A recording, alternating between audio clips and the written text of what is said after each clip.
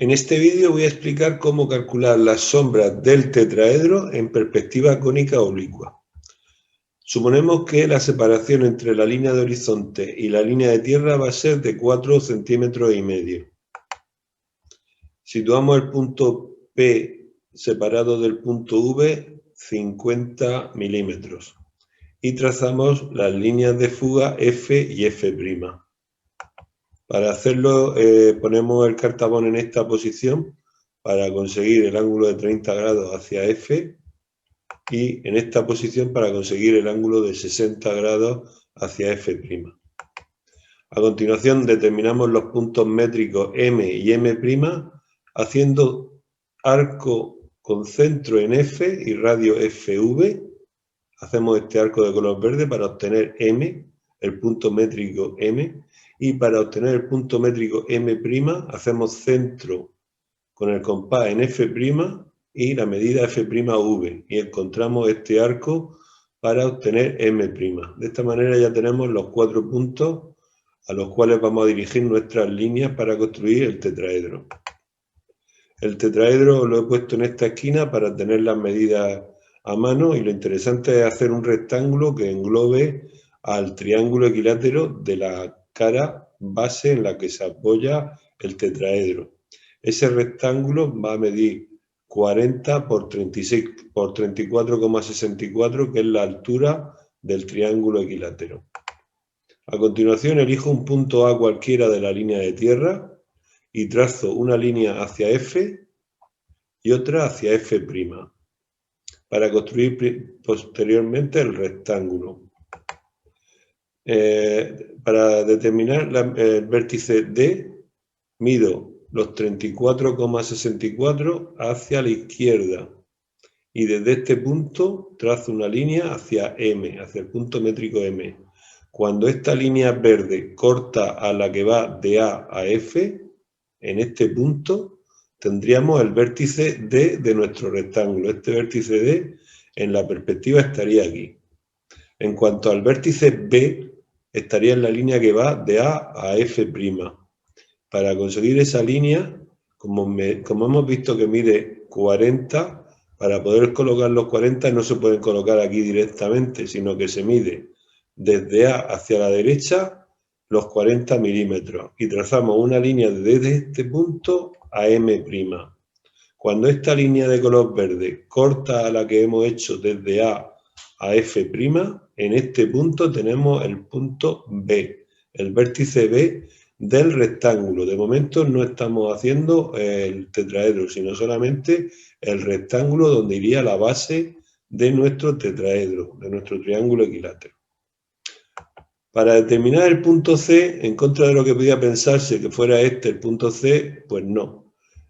Para determinar el punto C hay que hacer una línea desde B a F, ya que todas las líneas que sean paralelas a AD tienen que ir al mismo punto de fuga.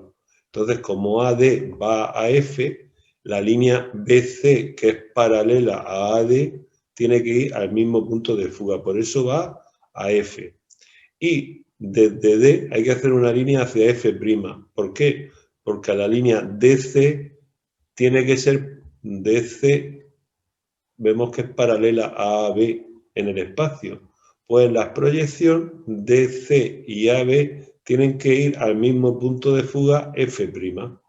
De manera que donde se corta esta línea que iba desde B a F, con esta que va desde D a F', tenemos el punto C.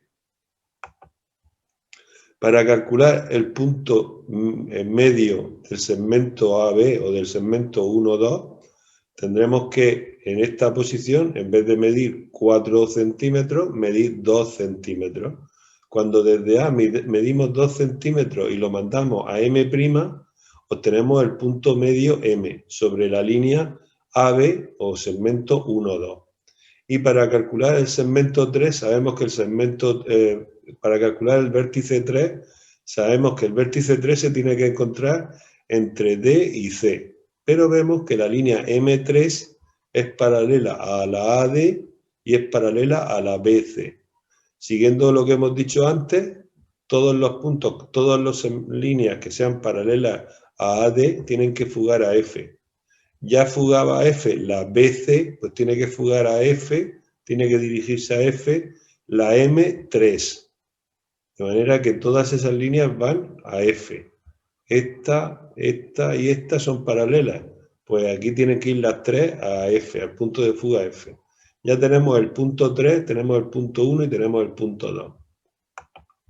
Ya podemos calcular el triángulo de la base. Este triángulo rojo sería la base del tetraedro. Y es el momento de determinar dónde está el punto N. La medida MN va en la dirección en la que hemos medido la altura del triángulo equilátero, es decir, hacia la izquierda, porque vamos a medir 11,55, que es lo que mide en este dibujo, lo medimos desde A hacia la izquierda y trazamos una línea hacia M. Estas son las que nos sirven para ir colocando las medidas. Y luego para dibujar siempre tendremos que dirigirla o a F o a F'. Entonces, esta línea, que vendría así, es paralela a AB y a DC. Pues entonces desde este punto tendremos que sacar una línea paralela, quiere decir que vaya al mismo punto de fuga que la AB y la DC.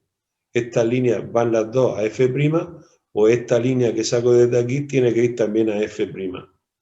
De manera que cuando esa línea corte al segmento 3M, aquí tenemos el punto N mayúscula. Si sacamos, ahora tendremos que colocar la altura del tetraedro. El tetraedro tiene que tener una altura de 32,66. Esto lo conseguimos haciendo una perpendicular al segmento 3N por el punto N. Y un arco con centro en 3 y la medida 3,2. Cuando ese arco corta la perpendicular, esta línea azul representa la altura real de nuestro tetraedro, 32,66. Pero esos 32,66 nunca los podemos colocar directamente en este punto N, hacia arriba, ya que solamente se toman las medidas reales cuando los puntos se encuentran sobre la línea de tierra. Esto nos obliga a hacer una serie de pasos, como son los siguientes. Yo mido desde el punto A los 32,66. Aunque ahí no va a estar el vértice 4. Entonces el proceso sigue mandando una línea a F y desde donde hemos hecho la anterior cálculo del punto N, desde aquí, subimos una vertical hasta que encuentre a la línea que he sacado, que medía 32,66 y la hemos mandado hacia F. Cuando conocemos este punto, lo mandamos hacia F' y es el momento de determinar el punto 4. Entonces el proceso es 32,66, lo mando hacia F, subo una vertical desde este punto y cuando tengo este punto calculado, trazo la línea que vaya a F'. Todo esto es porque hay dos puntos de fuga, unas líneas que van paralelas y van dirigidas a F y otras que van dirigidas a F'. Bueno, pues ya tenemos situados los 32,66 en perspectiva cónica, que sería un tamaño más pequeño, como podemos ver en la línea azul clara. Si yo uno ahora los tres vértices de la base con el punto 4, ya tenemos el tetraedro dibujado. Y es el momento de calcular los diferentes métodos para hacer las sombras.